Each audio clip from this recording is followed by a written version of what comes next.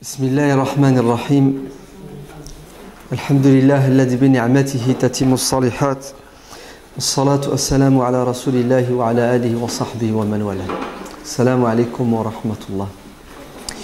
Donc la participation citoyenne, un devoir qui incombe à tous les citoyens et aux citoyens musulmans en particulier. Vous savez tous que, comme le dit le grand historien sociologue musulman Ibn Khaldoun, l'être humain par nature est un animal social, c'est ça? Il est fait pour vivre en société, en groupe. On ne peut pas vivre seul. Nous avons tous besoin les uns des autres. Qui dit vivre ensemble dit automatiquement une philosophie du vivre ensemble et des lois, des règles pour vivre ensemble. Des lois éthiques et morales, puis des lois pour gérer le côté économique, le côté politique, etc., etc. Donc ça coule de soi que nous devons vivre ensemble. Ça coule de soi. Non, pas du tout. Aujourd'hui, ce n'est plus si évident que cela, puisqu'aujourd'hui, il y a une religion qui gagne du terrain qui s'appelle l'égoïsme, n'est-ce pas? L'ananiya. Mais ce qui m'importe, c'est mon intérêt individuel, personnel. Et si je suis bon, gentil, ma petite famille, ma femme et mes enfants. Bien qu'aujourd'hui, vous avez des parents qui sont égoïstes. Ils ne pensent pas à l'avenir de leurs enfants. Ils ne se battent pas pour le lendemain de leurs enfants. Normalement, des parents qui ont compris leur devoir s'occupent de leurs enfants, mais s'occupent de l'avenir de leurs enfants. Aujourd'hui, beaucoup de parents se fichent carrément de l'éducation intellectuelle de leurs enfants. Le pire, c'est le côté économique aussi. Ils se disent pas dans 20 ans, nos enfants, je sais pas, par exemple en France, il n'y aura plus de sécurité sociale, il n'y aura plus de CAF, il n'y aura plus de travail, il y aura de l'esclavage carrément. On fait des gosses et on ne pense pas à la France dans 20 ans, 30 ans, comment elle sera pour nos enfants. Il y a un peu d'égoïsme, même chez les parents qui sont censés être altruistes, des gens qui donnent. Donc, vivre ensemble dans la société, s'entraider, c'est plus si évident que ça. La preuve, c'est que lorsque les élections approchent, le parti qui fait le plus de voix, c'est un parti qui s'appelle le parti des abstentionnistes. Ceux qui ne vont pas voter, qui vous disent ça sert à rien, on s'en fiche, tu votes ou tu votes pas, c'est la même chose. Les politiques sont tous des pourris, n'est-ce pas? Tout se décide ailleurs. En fait, il n'y a pas de démocratie, c'est un leurre. Toutes ces idées qui sont véhiculées depuis un temps ont fait de nous, citoyens français musulmans, des égoïstes réellement au niveau social, des individualistes, voire même, et c'est contraire au principe de notre religion, des individus qui ne veulent pas le bien aux autres, peut-être qui se réjouissent des malheurs qui frappent les autres. On est tombé dans le dicton satanique, le malheur des uns fait le bonheur des autres. Tant que je vais bien, alhamdulillah, Dieu merci, tant pis pour le reste. Après moi, le déluge. Donc, c'est contraire à notre idéologie, à notre philosophie. Le propre du musulman, c'est quoi? C'est d'être altruiste. C'est de vivre pour les autres. Combien de hadiths on a du prophète sallallahu alayhi wa sallam qui disent « Il ne croit pas, il ne croit pas, il ne croit pas. Celui dont le voisin n'est pas à l'abri de ses méfaits. Celui dont le voisin a faim alors qu'il est au courant, il peut l'aider, il ne l'aide pas. Que celui qui croit en Dieu et au jour dernier dise du bien ou se taise. » N'est-ce pas? Qu'il prenne soin de ses invités. Il faudrait déjà inviter les gens avant de prendre soin d'eux. Donc, vous voyez que notre religion, par essence, est une religion altruiste. Dieu dit dans le Coran « Innahu kana la yu'minu billahi al-'azim » celui qui ira en enfer. Il ne croyait pas en Dieu, le Tout-Puissant, c'est tout. وَلَا يَحُضُّ عَلَى طَعَامِ الْمِسْكِينِ. C'est-à-dire, il ira en enfer pour deux raisons. La première, sa relation avec Dieu, et la deuxième, sa relation avec les autres. Parce que il n'incitait pas les gens. Vous entendez? Lui, il n'a pas les moyens de donner. Il ne peut pas donner.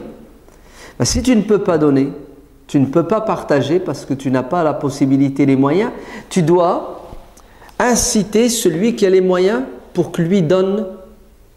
Le prophète sallallahu alayhi wa sallam dit, celui qui incite les gens à faire le bien, c'est comme si c'était lui qui l'avait fait. Il aura la même récompense que celui qui a fait le bien.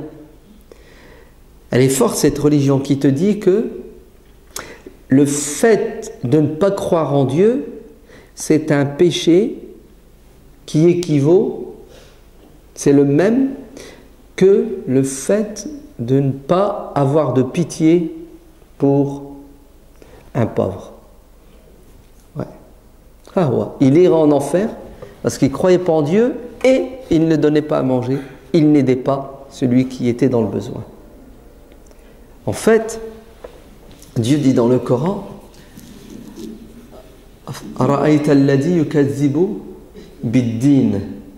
celui qui renie la religion, le renégat, le mécréant, c'est qui? Celui qui renie la religion.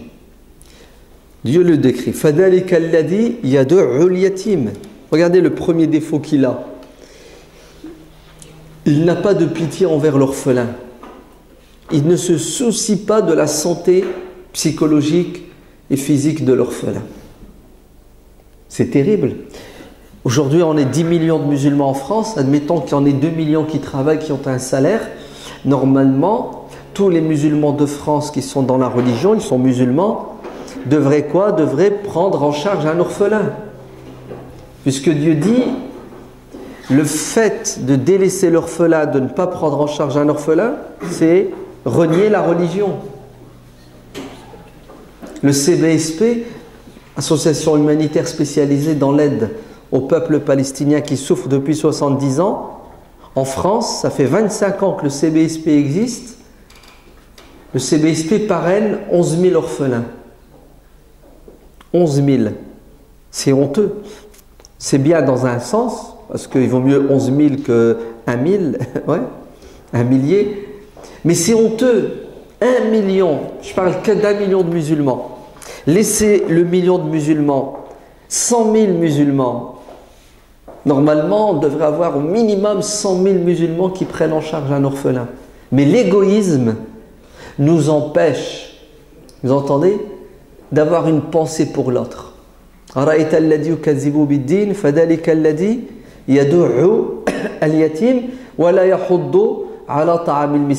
Le voilà à nouveau, l'autre là, mécréant de tout à l'heure. Il n'incite pas les gens à partager, à donner.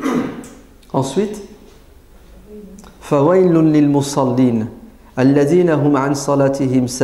malheur à ceux qui n'accomplissent pas la prière. Donc ça veut dire quoi? Ça veut dire que si tu veux être altruiste, allez, si tu veux penser aux autres et leur faire du bien, tu dois d'abord entrer en contact, en relation avec Dieu. Et c'est ta relation avec Dieu qui va te pousser à avoir des relations avec les autres et à donner. Pourquoi? Parce que si tu crois que Dieu est généreux, si tu crois que Dieu c'est lui qui donne sur terre et dans l'au-delà, ben, tu deviendras quelqu'un de généreux parce que tu as le généreux avec toi. Walillahi khaza'inu as-samawati wal ard. Les trésors qui sont sur terre et dans les cieux appartiennent à Dieu, il les donne à qui il veut. Anfiq unfiq alayk, donne, je te donnerai. Prive les gens de ce que je t'ai donné, je te retirerai ce que je t'ai donné. C'est ce que Dieu dit. Et ensuite, il fait quoi, ce mauvais musulman, ce mécréant? وَيَمْنَعُونَ الَّذِينَ يُرَاءُونَ وَيَمْنَعُونَ الْمَاعُونَ. N'est-ce pas? Regardez les défauts. Hein? Ils sont dans l'apparence, hein?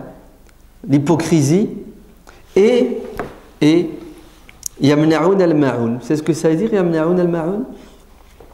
Ça veut dire leurs voisins les sollicitent, s'il te plaît, prête-moi ceci, prête-moi cela. Ben, vous refusez. Vous refusez d'apporter de l'aide et du secours à toute personne qui vous sollicite. Parce que tu es égoïste. Tu ne cherches pas à partager, tu ne cherches pas à donner. Regardez, une petite sourate qu'on connaît tous par cœur, elle résume notre philosophie, nous musulmans, de citoyens. Celui qui vit dans un endroit donné, il doit être utile aux autres. Il doit agir. Il ne doit pas être dans la posture du spectateur, mais la posture de l'acteur. Il doit être une plus-value. Hein? À quoi tu sers? Tu sers à boire, manger, dormir et mourir? C'est le propre de l'animal. Le propre du musulman, du croyant, vous savez c'est quoi? C'est de faire le bien. Et si tu ne peux pas faire le bien, incite les gens à faire le bien. Et si tu ne peux pas faire le bien, tu ne peux pas inciter les gens à faire le bien, tu sais ce que tu dois faire? Ne fais pas le mal. Et si tu ne fais pas le mal, tu dois inciter les gens à ne pas faire le mal. Vous vous rendez compte? Ça n'existe pas chez nous musulmans le concept de je m'en foutisme. Ouais? J'en ai rien à cirer des autres et de ce qui se passe à l'extérieur de ma maison. Ça n'existe pas. Le prophète sallallahu alayhi wa sallam dit, celui qui ne se préoccupe pas des malheurs qui frappent les musulmans ne fait pas partie de la communauté musulmane.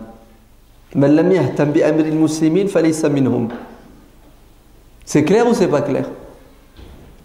Tu t'en fiches. Ça ne me regarde pas, moi, les problèmes des musulmans. Ben, le fait que ça ne te préoccupe pas, c'est bien la preuve que tu n'as pas compris l'islam et que Dieu ne t'agrée pas. C'est-à-dire Dieu n'est pas satisfait de toi. Tu es un égoïste. Et nous, on a un gros problème de compréhension de la religion. On pense que la religion, c'est la prière, as-salat. On pense que la religion, c'est as-siyam, le jeûne. On pense que la religion, c'est un foulard pour les femmes et une barbe pour les hommes. Vous entendez? Pour nous, c'est l'essentiel. Alors que ce n'est pas vrai. La prière et le jeûne sont des piliers de l'islam.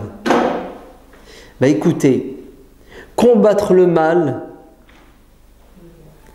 développer la justice sont des piliers de l'islam aussi. Ce sont des piliers de l'islam. Dieu dit dans le Coran, Inna Allah ya'muru bil adli wal ihsani wa ita'i dil qurba wa yanha 'anil fahsha'i wal munkari wal baghi ya'idhukum la'allakum tadhakkarun. Allez, Dieu vous parle, il vous exhorte, il vous conseille. Bougez-vous. Ouais? Soyez intelligents, réfléchissez. Seigneur, qu'est-ce que tu nous as dit de faire? Regardez, Dieu nous ordonne, c'est un ordre. Un ordre, comme la prière, c'est un ordre. Vous savez qu'est-ce qu'il nous ordonne? Il nous ordonne d'être juste, ouais, de faire appliquer la justice, de défendre la justice, de combattre l'injustice et de combattre les injustes. Voilà, prenons que ça. Alors comment se fait-il que les musulmans ne sont pas préoccupés par les injustices qu'il y a dans notre société? Pourquoi est-ce qu'ils ne participent pas à toute action qui va dans le sens de la justice? Vous savez pourquoi? Parce que pour eux, la religion, comme je vous l'ai dit, c'est du rituel, ibadat. C'est ça l'islam, le rituel, ibadat, c'est-à-dire ta relation intime avec Dieu, verticale, ouais, la salat. Tu vas t'appliquer à faire la prière. Comment t'asseoir, comment t'habiller dans la prière, c'est bien. Mais tu vas être dans la rue, tu vas être au boulot, tu vas être témoin d'une injustice et tu tournes la tête et tu t'en fiches. Alors que Dieu, qui t'a demandé d'accomplir la prière, t'a demandé d'accomplir la justice. Pourquoi dans un cas tu t'appliques et dans l'autre tu t'appliques pas? Parce que tu n'as rien compris à la religion. Ouais. Vous connaissez l'histoire de cette femme qui est décédée au temps du prophète sallallahu alayhi wa sallam. C'était une femme qui était réputée pour être une pratiquante. Elle ne faisait pas uniquement les choses obligatoires, mais elle faisait même tout ce qui était surérogatoire, un nawafil. Et quand elle est décédée, on l'a annoncé au prophète et on a fait des éloges de cette femme. On a dit beaucoup de bien d'elle, parce que c'était une super musulmane pratiquante. Elle jeûne beaucoup. Vous savez ce que le prophète alayhi salatu wassalam va poser comme question? Ses voisins, que disent-ils d'elle? Comment était-elle avec ses voisins? Ils ont dit, prophète, elle était exécrable, horrible. Et quand elle est morte, ses voisins étaient contents. Enfin, la sorcière est morte. Ils ont fait la fête tellement ils étaient heureux. Qu'est-ce qu'a dit le prophète sallallahu alayhi wa sallam? Il a dit, la khayra fiha hiya finnar. Point de bien en elle, elle est en enfer. Vous avez vu sa prière? Ces jeunes ne l'ont pas sauvé des flammes de l'enfer. Voilà, ça c'est la compréhension du prophète de la religion. L'inverse, une autre femme décédera par la suite, mais elle était mitigée. C'est-à-dire, elle priait juste ce qu'il faut, jeûnait juste ce qu'il faut. Le prophète va commenter. Elle était comment avec ses voisins? Elle était magnifique. Tout le monde a pleuré sa mort. Il la regrette. Et là, le prophète va dire, elle est au paradis. Donc, la religiosité, la bonne compréhension, la bonne pratique de la religion ne se limite pas à ta relation intime avec Dieu dans des actes rituels. La bonne compréhension et la bonne pratique de la religion, c'est aussi ta capacité de vivre dans la société en essayant d'être un acteur pour faire la promotion du bien, de la justice, de la bonté, de la générosité, de la solidarité et combattre le mal, l'injustice, la perversion. Nous sommes les musulmans qui devons adorer Dieu dans la mosquée et à l'extérieur de la mosquée. Celui qui vit dans une société et qui ne s'implique pas et qui ne cherche pas à développer la société dans laquelle il vit pour qu'elle soit plus juste, alors regardez ce que je vais dire maintenant, pour qu'elle soit plus musulmane, car le fait qu'elle soit juste, ça veut dire qu'elle est musulmane, car l'islam c'est la justice. Vous entendez? Et plus une société est injuste, plus elle est loin de l'islam. Ibn Taymiyyah radiyallahu anhu dit que Dieu soutient, aide un État juste, fût-il mécréant. C'est-à-dire Dieu va aider la France, qui n'est pas un État islamique, entre guillemets, qui ne se revendique pas État musulman, l'État français, la société française. Donc Dieu sera avec la France parce qu'il y a de la justice en France, il y a de la solidarité. Et Dieu ne sera pas avec quel pays? Non, parlons des musulmans. L'Arabie Saoudite? Ok, l'Arabie Saoudite. Dieu ne sera pas avec l'Arabie Saoudite parce qu'il y a de l'injustice, il y a de l'esclavage, il y a de la tyrannie, il y a etc. etc. Vous entendez? C'est impressionnant quand même. Elle est puissante cette religion. Elle est belle ou elle n'est pas belle? C'est pas moi qui le dis. C'est l'imam Taqiyuddin Ahmad ibn Taymiyyah. Vous voulez Dieu? Cherchez-le là où il y a de la justice. Donc, vous êtes d'accord que nous sommes Français, qu'on vit en France, que la France est notre pays? Pourquoi on ne s'occupe pas de notre société? Pourquoi on vit dans notre société et tout ce qui nous intéresse, c'est nos droits? Boire, manger, dormir, s'accoupler, ne touche pas à mes avantages, à mes droits. Le reste, ça ne me regarde pas. Il y a une réforme sur la retraite. Il va falloir rajouter 2 ans, 3 ans, 4 ans. Vous allez voir dans quelques années. Là, c'est juste rajouter 6 mois, 1 an, 2 ans. Dans quelques années, on va nous dire vous allez travailler 50 ans pour avoir droit à une retraite complète.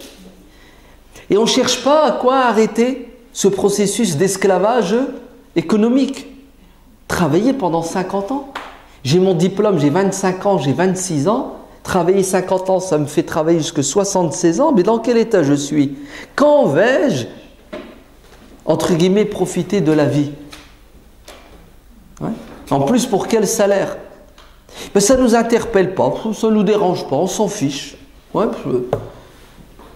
Des remboursements des médicaments. Vous n'avez pas vu tous les médicaments qui sont plus remboursés? Avant, c'était le top. Tu n'avais rien à craindre. Aujourd'hui, non, même les médicaments qui sont remboursés, tu paies 50 centimes. Pourquoi? Allez, que la Sécu, elle a un trou. Elle a un trou, la Sécu, c'est ça? Et bizarre, on n'arrive jamais à le boucher, ce trou-là. Et en même temps qu'on nous dit qu'il y a un trou dans la Sécu, on nous dit que l'évasion fiscale, c'est-à-dire ceux qui ne paient pas des impôts, ceux qui volent le pays, ceux qui, pour ne pas payer d'impôts, prennent une adresse en Belgique ou en Suisse. Vous entendez, Et ils paient des experts à coût de milliers, de dizaines de milliers d'euros pour taper l'esquive. L'évasion fiscale est estimée à 80 milliards. C'est-à-dire 6-7 fois le trou de la Sécu. Et on n'est pas préoccupé par ce problème. Ça ne nous empêche pas de dormir. Vous n'avez pas remarqué? À chaque fois qu'il y a un changement de gouvernement, la première des choses que fait le ministre de l'Éducation nationale, de l'enseignement, vous savez c'est quoi? C'est une réforme. C'est ce que ça veut dire, réforme.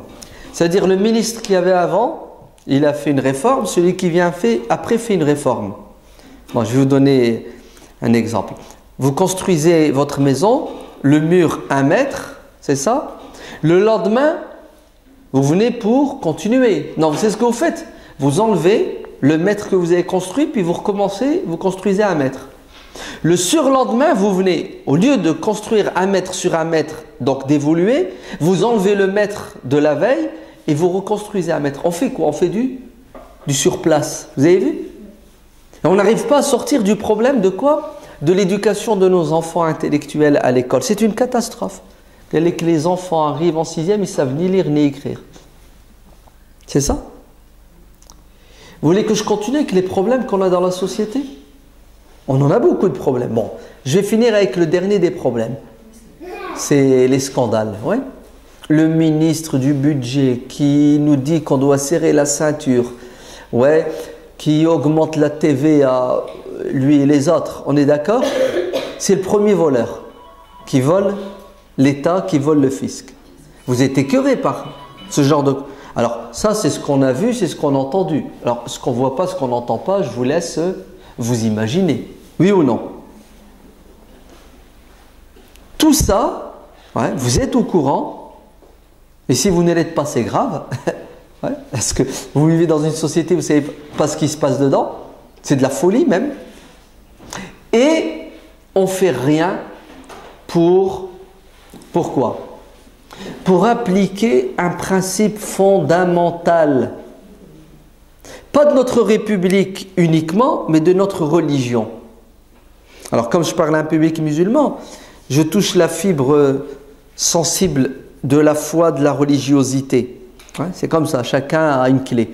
La clé du cœur des musulmans, c'est l'amour de Dieu, de son prophète, qui est au-dessus de tout. Alors écoutez, il y a un principe fondamental dans notre religion qui s'appelle Al-Amru bil Ma'ruf wa Nahyu 'anil Munkar. Lisez le Coran, vous allez voir, ça revient sans arrêt. Kuntum khayra ummatin ukhrijat linnas ta'muruna bil ma'rufi wa tanhauna 'anil munkari wa tu'minuna billah. Vous serez les meilleurs. Vous entendez? Vous serez les meilleurs, vous les musulmans. En ce moment, on n'est pas les meilleurs. Vous êtes bien d'accord, Vous serez les meilleurs. À condition que... Très bien. Qu'est-ce qu'on doit faire, Seigneur, pour être les meilleurs? Ordonner le bien. Faire la promotion du bien. Se se battre pour que dans notre société, il y ait encore plus de bonnes choses. C'est puissant quand même. Hein? Vous avez vu l'engagement social, politique? Mais ce n'est pas suffisant. Parce que si tu construis, il y en a qui détruisent, tu perds ton temps. Vous allez ordonner le bien et combattre le mal. Arrêter l'hémorragie. Ouais?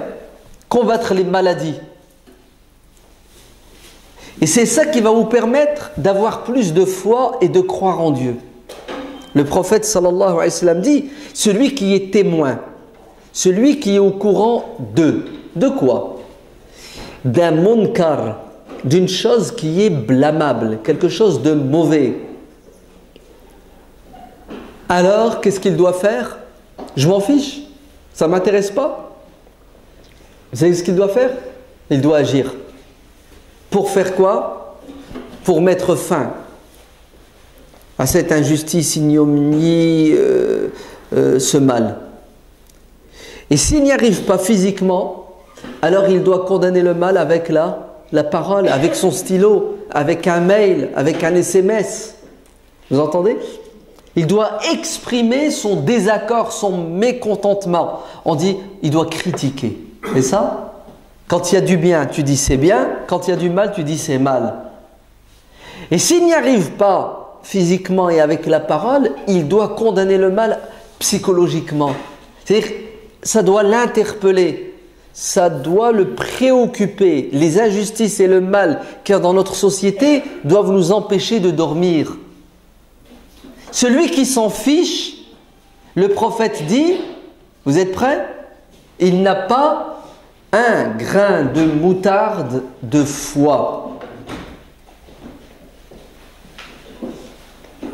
Vous avez compris? Je répète. Celui qui n'est pas engagé dans le champ social, politique, pour que sa société soit meilleure, n'est pas un bon croyant. Parce que c'est un égoïste, profiteur. Tout simplement. Et le propre de notre religion, c'est quoi? C'est la générosité.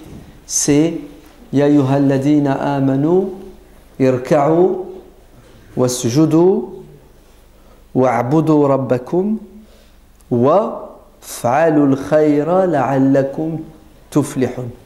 Ô vous qui croyez, donc nous les musulmans, Dieu nous interpelle, faites la prière. Inclinez-vous, prosternez-vous. Ça va? On est tous d'accord? On le fait ou on le fait pas? On le fait, hein? Très bien. Notre religion s'arrête à ça? La prière? Regardez, Dieu dit « Et faites le bien ». C'est comme ça que vous allez réussir sur terre et dans l'au-delà. Et c'est vrai, on va réussir dans l'au-delà parce que Dieu sera content de nous, on lui aura obéi puisqu'il nous a donné un ordre, faire la prière et faire le bien. On va échapper à sa colère, à l'enfer. On aura le paradis et ses délices. Et on sera content sur terre parce que quand tu fais du bien, tu gagnes le cœur des gens. Vrai ou faux? Les gens aiment qui? Ceux qui font du mal ou du bien? Ceux qui font du bien. Donc, tu vas faire du bien aux gens. Ils seront heureux. Et en retour, ils vont t'apprécier, ils vont t'aimer. Et qu'est-ce que ça va donner comme résultat? Ben, nous allons vivre dans la paix. Et je crois qu'on recherche tous à vivre dans la paix. Ça va? Il n'y a pas des tarés parmi vous qui aiment le conflit, qui aiment la guerre, qui aiment la dispute? Hein? Un être humain normalement constitué recherche deux choses. Vous savez quoi? Écoutez bien. Il recherche le bien-être physique et le bien-être psychologique. Alladhi at'amahum min ju'in wa amanahum min khawf. Vous entendez? Regardez. L'objectif de la religion, c'est de nous permettre de vivre, donc de boire, de manger, d'avoir un logis, de nous entretenir et de jouir physiquement, c'est ça? Mais ce n'est pas suffisant. Il faut être bien dans sa tête. Il ne faut pas avoir peur. Ouais? Il ne faut pas vivre dans la crainte, dans la peur. Voilà. Comment il faut penser la religion. Et voilà ce que signifie chez nous l'engagement du citoyen. On vit dans une société, c'est notre société, elle sera à l'image À l'image de quoi? De notre manière de voir le monde et la vie. Si tu vois le monde de manière égoïste, ben sache que le feu qui est en train de détruire la maison de ton voisin ne connaît pas les frontières. Le feu n'est pas raciste. Vous savez, il ne fait pas de sélection. Il brûle tout sur son passage. Après ton voisin, ça sera ton tour. Vous entendez? On pense que ça n'arrive qu'aux autres. N'est-ce pas? Les malheurs ne touchent que les autres. La difficulté, c'est pour les autres. C'est faux. Notre société évolue. Soit elle évolue dans le positif, et tant mieux pour nous, soit elle va évoluer dans le négatif, et nous allons payer. Mais notre société, c'est qui? Qui c'est qui fait marcher la société? Elle marche toute seule, elle marche d'elle-même. Ce sont les animaux qui la font marcher. Ce sont les anges, ce sont les djinns. C'est qui c'est qui fait marcher la société? Ben, c'est nous, les hommes et les femmes, les êtres humains. Comment elle fonctionne la société? Ben, c'est simple. Vous avez des responsables, puis vous avez la masse, la majorité, qui, écoutez bien, va subir la minorité qui dirige. Soit vous acceptez de vivre dans une société où c'est un dictateur, un tyran qui dirige, et à ce moment-là vous serez son esclave, et il fera ce qu'il veut de vous, ou soit vous décidez de prendre votre destin et l'assumer, et vous choisissez des responsables qui vont vous servir. Ouais. Moyennant un salaire, hein, c'est pas gratuit, d'accord? Ouais. Vous choisissez parmi vous les meilleurs pour faire ce qu'il y a de meilleur pour qui? Pour vous. Et si jamais ils ne respectent pas leur engagement, vous les virez, vous les punissez, vous leur retirez quoi? La délégation, ce droit que vous leur avez donné de vous servir. C'est tout bête, non? C'est comme ça que ça se passe en France. Hein? Si on était dans un pays musulman, ouais, comme quel pays vous voulez? Dites-moi. Comme l'Égypte. Vous savez ce qui vous arriverait? Vous serez dirigé par un pharaon. Ouais. Et si jamais vous lui dites je ne suis pas d'accord avec vous, il vous tue ou il vous met en prison. Comme c'est le cas maintenant en Égypte. Et Gouloulia, billahi alaykoum. Est-ce qu'en tant que musulman, vous avez le droit d'accepter d'être dirigé par un pharaon? Est-ce que vous avez le droit? Non, c'est interdit en islam. C'est interdit. Dieu a envoyé un prophète qui s'appelle Moïse. Pourquoi? Pour combattre un homme qui s'appelle Pharaon, pour combattre un système. Et il a dit aux musulmans de son époque, les enfants d'Israël, debout, levez-vous. Un musulman ne doit pas être l'esclave d'un être humain. Il est l'esclave de Dieu. Un pharaon, il va te dire, mange, bois, ce qu'il veut. Habille-toi comme il veut. Même la prière, il va te dire, tu pries pour moi. Ouais. Le pharaon, comme Dieu le dit dans le Coran, écoutez bien, son rôle satanique, c'est de remplacer Dieu. Ana Rabbukum el-A'la, je suis le Dieu le Tout-Puissant. C'est-à-dire, vous pouvez avoir des croyances, ouais, vous pouvez croire en ce que vous voulez, mais attendez, il y en a un au-dessus de tous vos dieux. Il y a une croyance au-dessus de toutes les croyances qui existent. C'est moi ce Dieu-là, c'est moi cette croyance-là. Donc c'est moi le boss. Au final, vous allez obéir à qui? À moi. C'est ça l'objectif. Allez, dites-moi, qu'est-ce que ça veut dire quand Pharaon dans le Coran dit « Ana rabbukumul a'la » ? Je suis le Dieu le Tout-Puissant, le plus grand. Vous savez ce que ça veut dire? Ça veut dire c'est moi qui fais les lois. C'est moi qui vais décider de ce qui est bon et de ce qui est mauvais pour vous. Et je vais vous l'imposer et vous allez la fermer. Et si jamais vous bougez, je vous tue, je vous massacre. Vrai ou faux? Ben, Dieu a envoyé un homme qui s'appelle Moussa pour détruire cette manière de penser et de gérer une société. Et c'est ce que Moussa a fait. Et c'est exactement ce que le prophète Mohammed sallallahu alayhi wa sallam va faire. Ouais. Il va retirer le pouvoir à Abu Jahl, à Abu Lahab, à Abu Machin, pour que les gens se soumettent à qui? À Dieu. Nous aujourd'hui, on vit dans une société et on accepte que des gens dirigent dans la justice et l'injustice, dans le bien et dans le mal, et on s'en fiche. C'est contraire au béaba de notre religion. On doit adorer Dieu et on ne doit pas adorer quelque chose qui est contraire à Dieu. Vous entendez? Ainsi, on doit s'engager socialement et politiquement. On doit choisir ceux qui vont nous servir, pour qu'ils nous servent bien. Et nous allons choisir le meilleur. Et si jamais tu me dis qu'ils sont tous mauvais, je te dis tu es un menteur, tu es pessimiste et tu es contre la nature des choses et tu es contre la volonté de Dieu. Car le jour où sur terre tous les êtres humains seront mauvais, ça sera le jour de la fin du monde.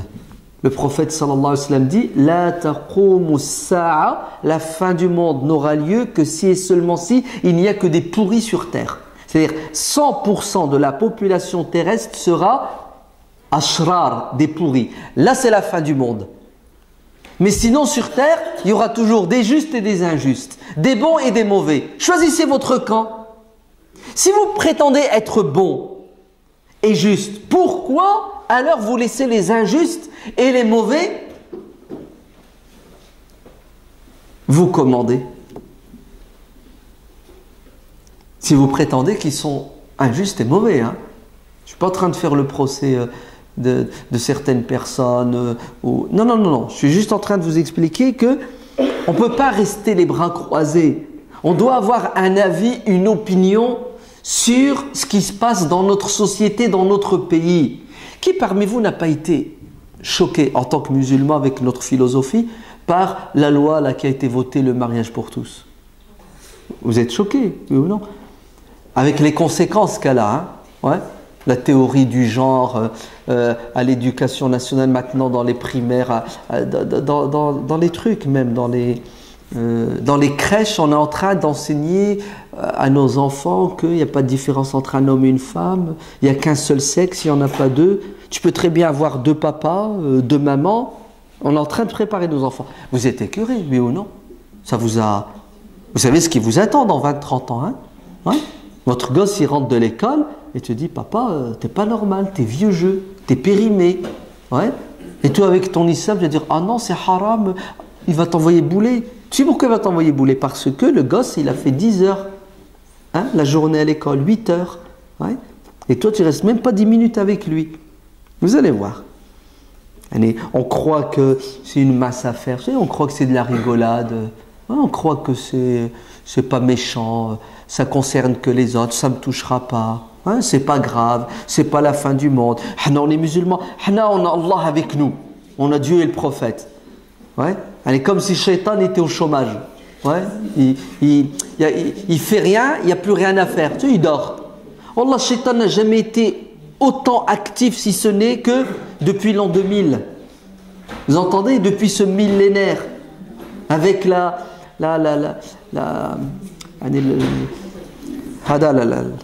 Internet et tout ce qui s'ensuit.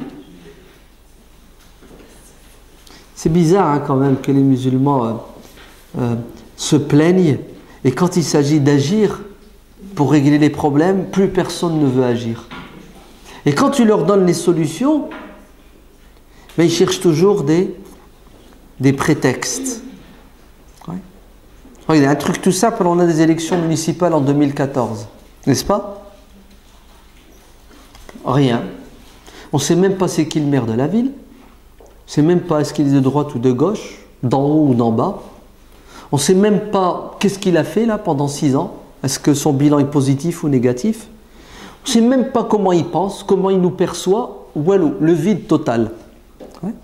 Et quand tu dis aux musulmans, bon, il faudrait peut-être t'intéresser parce que le mec, il va être élu pour 6 ans. Hein. Et soit ça passe ou ça casse. Soit il est bon et tant mieux pour toi, tu seras pour rien. Profiteur gratteur, c'est encore les autres qui ont fait le boulot et toi, tu ramasses la mise. Ou soit ça sera une pourriture de première et il va détruire ta ville. Il va l'aggraver. C'est ça? Rien. Ou alors inconscient. Jusqu'à quand allons-nous assister à la destruction, au vieillissement, au pourrissement de notre société? Ouais. Alors vous allez me dire, il faut faire quoi? Déjà faire ce qu'on est en train de faire, essayer de comprendre. Ouais. Parce que tout est dans la bonne compréhension des choses. Et ensuite, il faut commencer à quoi? À bosser. Alors avant le 31 décembre, la première des choses que vous allez faire, c'est vous inscrire, pour ceux qui ne sont pas encore inscrits. Ouais, liste électorale. Non, c'est pas vous inscrire. Inscrire et faire inscrire le maximum de monde, tous ceux que vous connaissez. Ouais.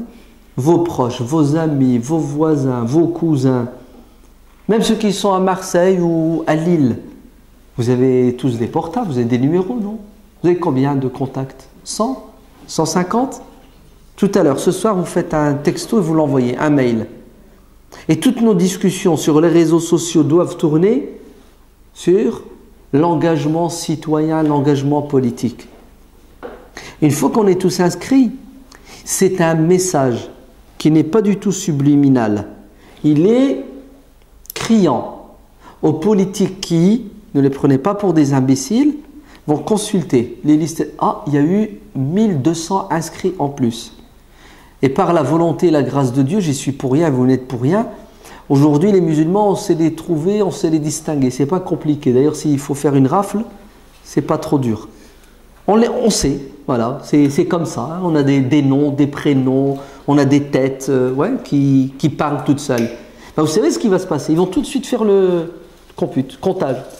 Tiens, il y a eu 865 islamistes présumés. Ouais. Musulmans sûrs. Inscrits. Ça veut dire quoi? Ça veut dire qu'ils deviennent une force électorale. Et l'homme politique ne comprend qu'un langage, c'est le langage des urnes, le langage mathématique. Ouais. Je vote donc, je suis. C'est ça? Je ne vote pas, je n'existe pas socialement, politiquement, et tout ce que tu veux comme moi. Je vais m'arrêter ici, vous avez peut-être des remarques. Vite fait, bien fait, parce que je suis pressé, je dois y aller.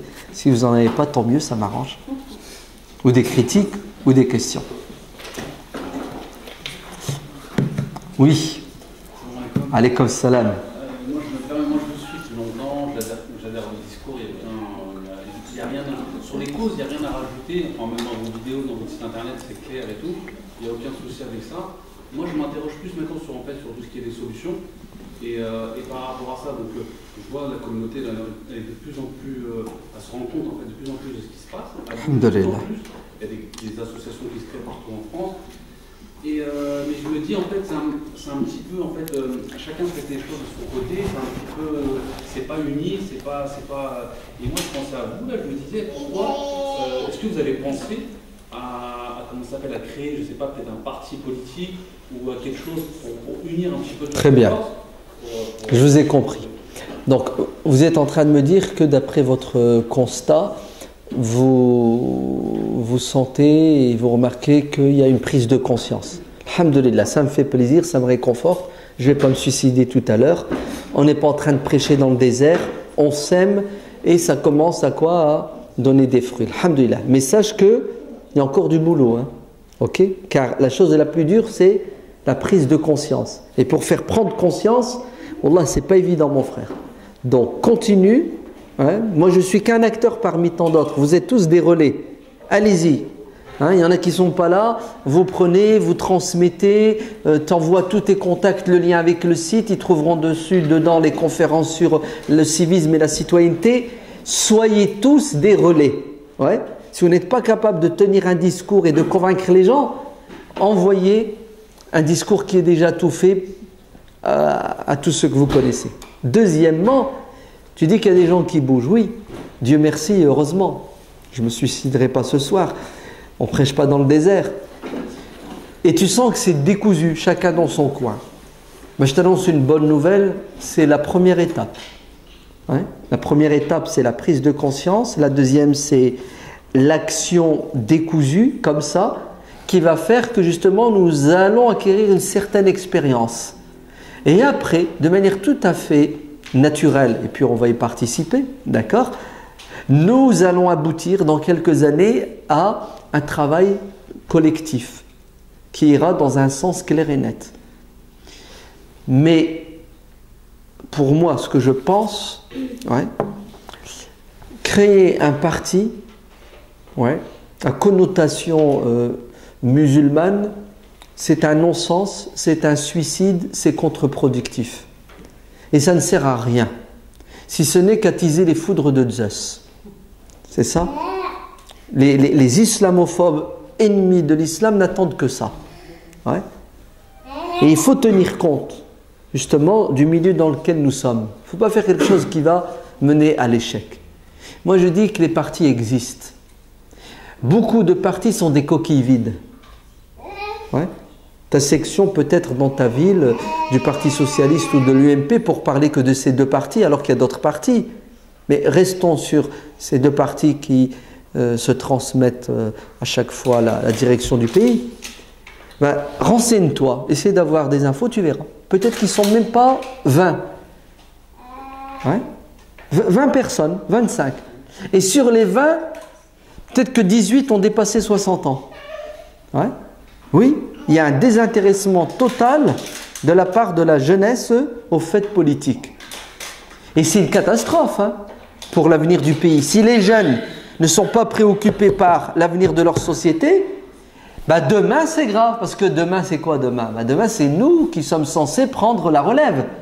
Et le mec il s'en fiche, il n'est pas préoccupé. Les dirigeants de demain vont détruire ce que ceux qui nous ont précédés ont construit. Et Ibn Khaldoun développe bien ça. Il dit toutes les civilisations, il y a des pionniers, ceux qui construisent. Okay. Après arrive une génération, ceux qui maintiennent. Ouais. Et après une troisième vague d'individus, ceux qui détruisent ce que les autres ont construit. Et on dirait que, subhanallah, on va vers ça. Ouais. Notre civilisation occidentale est en train d'aller vers quoi? Vers le... Regardez d'ailleurs aujourd'hui, 80 milliards d'évasion fiscale. Mais c'est grave, on est en train de tuer le pays. Ces 80 milliards doivent rester en France pour l'intérêt des Français.